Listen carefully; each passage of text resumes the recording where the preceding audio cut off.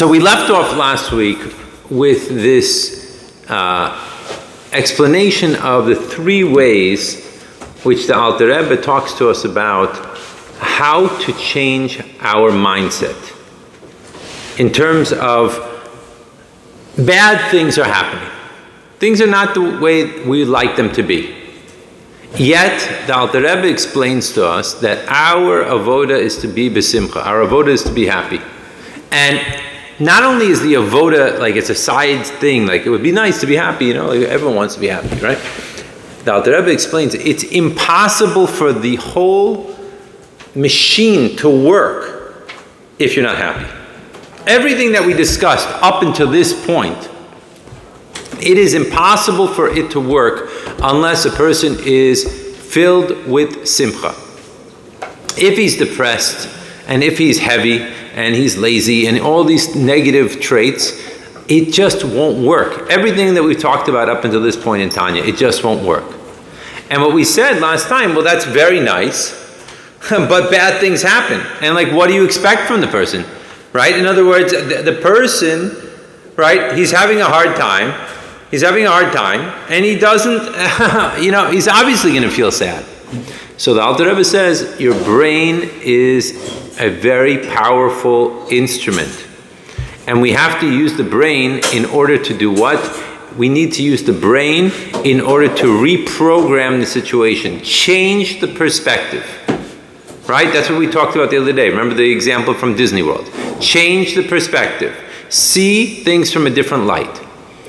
Then, last time, we talked about 3 different ways to look at the world. And in those 3 ways, we could change our perspective. And what we said was that there's a lower way, and there's a higher way. And there's obviously one in the middle. And what we're talking about is the lower way, we will say, is easier to accomplish for a person. It's an easier thing to accomplish. It's probably less emes, if you were going to talk about what is the truth. If you were talking about the ultimate truth, what is the ultimate truth? That is not it. The ultimate truth is going to be the higher way. But the lower way is easier in that it's easier for me to accept. When I see, God forbid, if bad things are happening or things are happening that I would rather not happen, and I look at it from the point of view like we saw in Igeres HaTshuva, chapter 12, I could deal with it. That way was the way that said, you know what? God is polishing me. God is cleaning me up, right? If I would have to deal with this after 120, after I pass away from this world, it would be much more intense. So therefore, I'd rather deal with it now. It's the investment model, right? I'm going to invest myself now. Things are going to be a bit tough. And God willing, in the future, what's going to happen is I'm going to wipe my slate clean and everything's going to be hunky-dory. On the one hand, that is the lower way. But on the other hand, it's something that is much easier for me to swallow. It's much easier for me to swallow. It's an easier pill to swallow. I get that. Like it makes sense, and I could put that into my frame of mind. What we're going to discuss today is the highest way. This is very complicated. Not that the concept is complicated. The concept is very straightforward. It's complicated to internalize this. This you have to be an incredible person to internalize. Because to put it in a nutshell, what the Alter Rebbe is going to describe here in chapter 26 is, it's better to be close to Hashem than to have good things happen to you in this world. That's basically the equation that he's going to make. I mean, that's a very Cliff Note version of it. But that is essentially what he's saying. Because what we're going to say here is that there are essentially 2 main worlds in terms of division. There is what is known as the revealed worlds, which are basically the worlds of Asiya and Yetzirah. And then there are the concealed world, which are basically the worlds of Bria and Atzilus. The closeness or the oneness of Hashem that is experienced in Yetzirah and Asiya is nothing in comparison to the oneness of Hashem that is being experienced in Atzilus and Bria. And therefore, when we see the oneness of Hashem, the closeness, so to speak, of the revelation of Hashem in the worlds of Bria and Yetzirah, it is so far beyond our world that if something comes from that world, it's going to come out, it's going to play out in a negative way in this world. And therefore, despite these negative experiences that a person might have, in fact, that person has to realize that it's really coming from the highest levels of Hashem. And therefore, at that moment, he is very close to the greatest revelations of Hashem that he could possibly have. And that's what should make him happy. Okay, now that is, in philosophy, that's great. I get it. Philosophy 101, even you want to take an AP course in philosophy, whatever you want to call it, I get it. But to actually live with those ideas requires a tremendous amount of work on the individual. This is not an easy thing to do. I'm not saying that it is. Remember, Tanya is not a philosophy book. Tanya is an instruction book for life. A very big difference. But the Alter Rebbe is putting it out there for us in order that we can, so to speak, fine-tune our approach, our perspective, in order that we can start moving in that direction. Okay? So, obviously, there were great Hasidim of the Alter Rebbe who were, and we know that if you go back 200 years, the Hasidim of the Alter Rebbe were not simple people at all. They were themselves great tzaddikim and for sure beinanim and all different types of highest levels. They were not like you and me, right?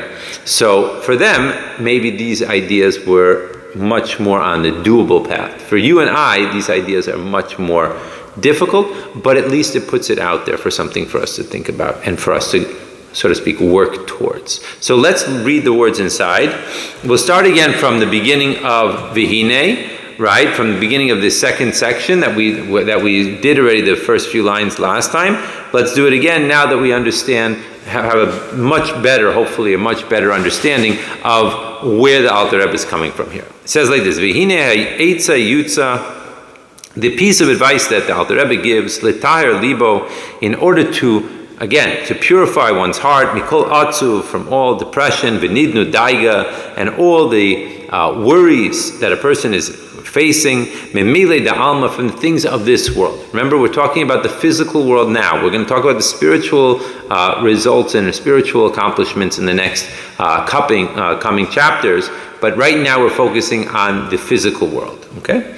So he says, va'afilu bane chayim mizoyne, and even from children, from chayev means from our actual health, our life, and mizoyne, which means our parnasa. So in other words, we're not talking about I wanted a red Ferrari and I only got a black Ferrari and therefore I'm really upset about it. That's not what we're talking about here. What we're talking about here are the real things that people need. These are the things that people need in life. This is what we want in life. We want children, we want health, we want parnasa. These are not extraneous ideas. These are the ideas that if something is going wrong in these areas, it makes a lot of sense why someone would be deeply, deeply agitated and upset. Right? So he says, Modaz zois lakol. Everyone knows this Maimer Azal, the saying of our sages, Kishem shemavarach ala toiva, just like we make a blessing on the good, and the rest of the sentence is, we also make a blessing on the bad. Now, obviously, it's a different blessing, but what he's saying here, as the Gemara in Brachos talks about, is that a person has to approach it from a place of simcha, right? Because he has to know that everything that's happening to him in this world is actually coming from God. So he says, Peirushu, the Gemara, lekibule besimcha, that the person should receive everything with a happiness. Kamo simchas hatoiva haniglis, just like the happiness of something that is openly revealed good, v'nires, and it's appearing to my eyes this way. Ki gamzu letoiva. Here he makes a reference, like we talked about last time, to the famous tzaddik Nachum Ish Gamzu, that always used to say gamzu letoiva, and we talked about last time the difference between the approach of Rabbi Akiva and Nachum Nachamish Gamzu, right? Nachamish Gamzu was actually the teacher of Rabbi Akiva. Rak she'eino niglis v'niris le'einei basar. So what does this mean? This means that I have to recognize, remember, Nachamish Gamzu was the prototypical person that was living with Simcha, the greatest of all the other people. Remember that we talked about last time. And his approach is Gamzu l'teiva. Not whatever Hashem does is for the good. Remember that was the approach of Rabbi Akiva. Rabbi Akiva's approach was, they didn't let me stay in their house. My donkey just got killed by a lion. My candle blew out. My chicken was eaten by a cat. Whatever it was, that's a bad thing. But Gamzu l'teiva, this is going to become good. I'm going to see the good in it. Right now, I'm only seeing the bad. Right now, I can't learn Torah because my candle went out. I'm not going to wake up in the midnight in order to say Tikkun Chatzos because my chicken just died, and now I have no mode of transportation because a lion ate my donkey.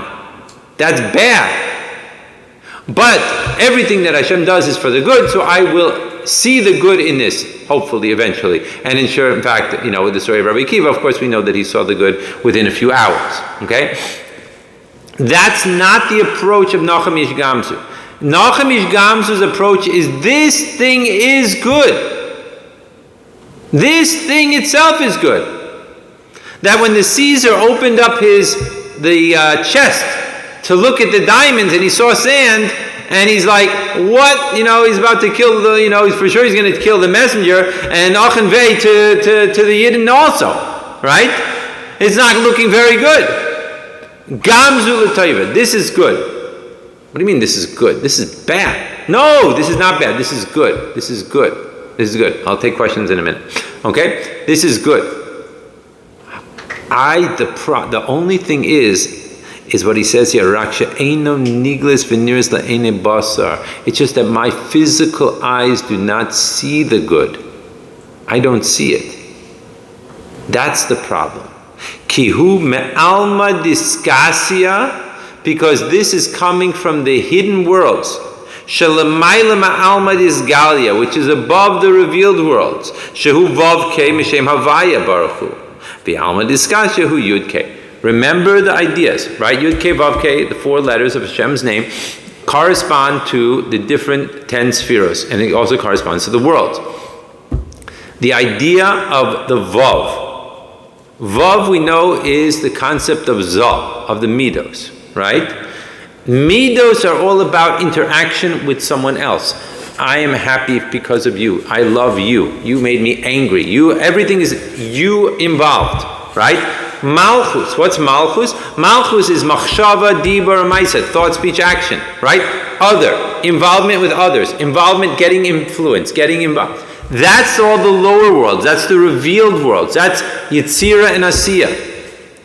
Masha Enkim, which is not the case of Yud K. Yud is Chachma, Hey is Bina. Right?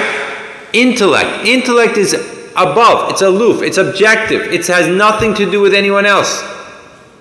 It's me, by myself.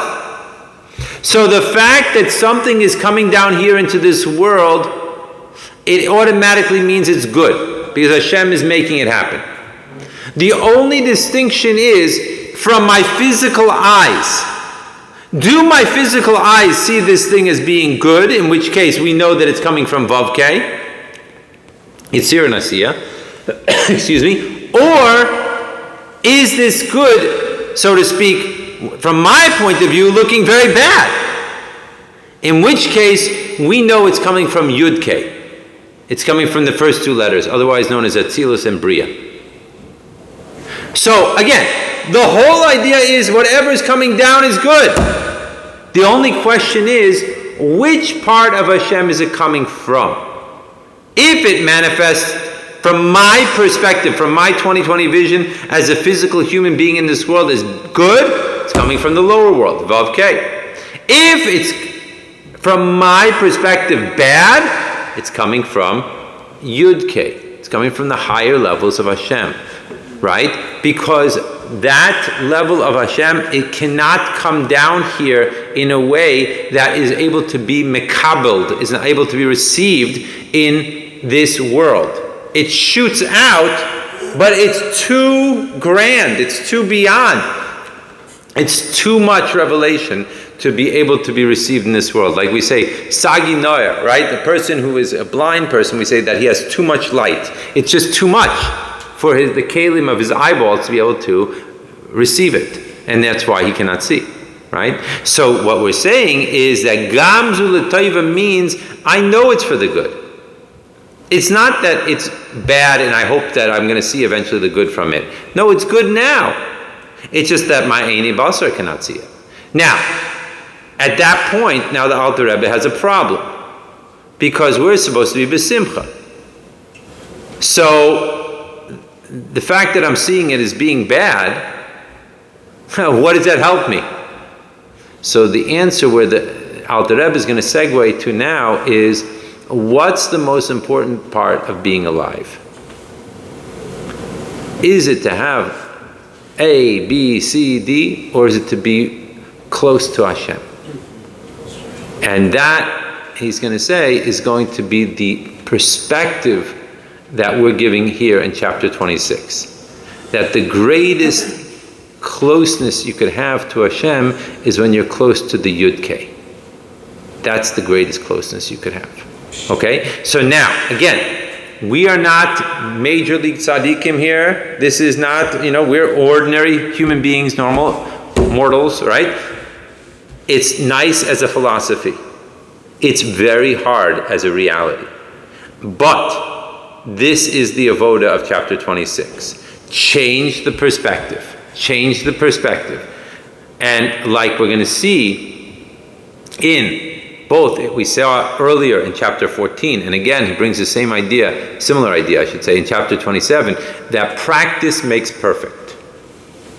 That even though in chapter 14, he brought that the idea of how could it be, if you remember the first line in Tanya, everyone remembers it, I'm sure, Tanya b'so peragimel, the nida mashpiyim osot tzadik, v'al rasha. And the famous question on that is, why do you have to make someone swear that they should be a tzaddik, and also make them swear not to be a rasha? Just tell them to be a tzaddik, and that's it, finish. Why do we have to have a double swearing? And we know, as it explains in chapter 14, not to be a rasha means to be a beinani. At least that I'm not going to lower myself down to think, speak, and do anything wrong. Right? You just taught me for the past, in chapter 14 already, it was 13 chapters, right? That being a tzaddik means a person who is a totally different type of individual than a normal individual. Whereas godly soul is totally on fire, flying down from the highest levels in the heavens, that the nefesh of Bahamis, the animal soul, doesn't block it at all, right? How could you expect that from me? I am a normal person. I have normal desires. A tzaddik doesn't have normal desires. Tzaddik's avoda is a completely different avoda. And in fact, we know the Alter Rebbe wrote a whole book called Sefer Shel Tzaddikim. It wound up getting burned in a fire, but it was a totally different avoda, totally different book, not this book, right? So how do you expect me to swear falsely when I come down into this world that I should be a tzaddik, if it's not even a possibility? Answer, I have to go through certain meditations that it explains at the end of chapter 14, the way that tzaddik would look at the world. And even though they're not true necessarily, because these are meditations, the way that tzaddik looks at the world, it says, right, that the more I'm going to go about these meditations, the more I'm going to think, I'm going to keep on thinking these ideas, it's going to have an influence on my life. And then he says, Kulei hai v'ulai, perhaps it'll be that one day that Hashem will actually impregnate my soul with the soul of a tzaddik, and then I will become a tzaddik, right? That's a different story altogether. But the point that I'm trying to bring out is that the Alter Rebbe himself says that by practicing these meditations, these contemplations, thinking about these things over and over and over and over, and so to speak, almost like brainwashing ourselves into living on a different plane, living on a higher plane, we will eventually be impacted by it. Is that good? Is that clear? Okay, so that's where we're going with this. Okay, so we had a few questions and then we're going to call it a day. Yeah, question number one. Gamzu Tova for both, but you then... For both of who? For both Rabbi Akiva and... No. Gamzu l'toiva is Nachum ish Gamzu. Last time we talked, for Rabbi Akiva, he says everything that Hashem does is for the good. It's a different approach. What was it? Kol derachmana asa tivaso asa or something like that. Right, no problem. Season. What's this doing? L'teva or asa l'teva? What? It says gamzu l'teva, not Gamzu l'toiva. This is also for the good. This is also good. So that's Gamzu in Hebrew it doesn't work out, I don't think. Gamzu l'toiva means this is good. This is good. Gamzu tov as opposed to gamzu. This is the approach. Yeah. Good? Yeah. You said that basically the higher good will be revealed as like not good in this world, basically. Right, with our right. When we get to like Mashiach, I mean, and also in Mashiach's times, I mean, surely Mashiach's time is not going to be like that. Right, it talks about it exactly here. Right. So, but in the times right before Mashiach, we're already tasting Mashiach. No, the other way around. We're in the we're in the heels of Mashiach, so it's even darker. But the Rabbi said we always like to focus on the good and all these things, right? So, we are trying. It's true. Yeah. That's true. When we were talking about things, seeing things as they come down through Yud K Vav K, we mentioned that we see them through Yud K or Vav K, but is it actually possible for things to originate in Vav K, or is it just that we're seeing them as if they're very material, but really all things are truly coming from the absolute upper and thus are good? Well, everything comes from even a higher level than Yud K Vav K. It's even higher than that. But how does it come out into our existence? Like how does it shoot down here? So that's how I would answer that question. Yeah. I have the exact same question. That's the exact same thing. You guys are in tune. When it first comes down and it doesn't seem good, and then eventually it does seem good, does that mean Well, it doesn't eventually seem good. That's the whole point. That's what he's saying here. Adara, it seems bad from my own two eyes and from the physical world. If anyone was like, the newscaster and, CNN or whatever, and he was making a point, this is really bad. It's just that what the Tanya is saying is that we have to understand that there's nothing bad that happens in the world, that everything is good. And the reason why it's manifesting as bad from the physical perspective is because it's coming from such a high level. But everything is coming from Hashem. And it's a matter of recognizing Gamzu, also this is good. That's the point. Which is, like I said, it's a very hard avoda to get to. It's not simple. So then when you say that something manifests from the lower Vav K, but it looks good from our eyes, does this mean that it looks good from like a Gashmi or something? Yeah, from a normal perspective. You're watching a video, all of a sudden he wins $1 million. That looks good, he gets married, Baruch Hashem, he lives happily ever after, has, and a bunch of kids, everyone's well, everything looks good. So that's what we're talking about. But it looks good, but it actually is good as well? It is good, yeah, for sure. Everything is good, period. The only question is, does it appear to be good from my physical eyes or not? That's the only difference between the two. And then we say that really, that from this higher level it's just expressing a closeness to Hashem. That's the idea. Well, we'll get there. Mitzvah Hashem. Okay, tomorrow's class we'll get there. God willing.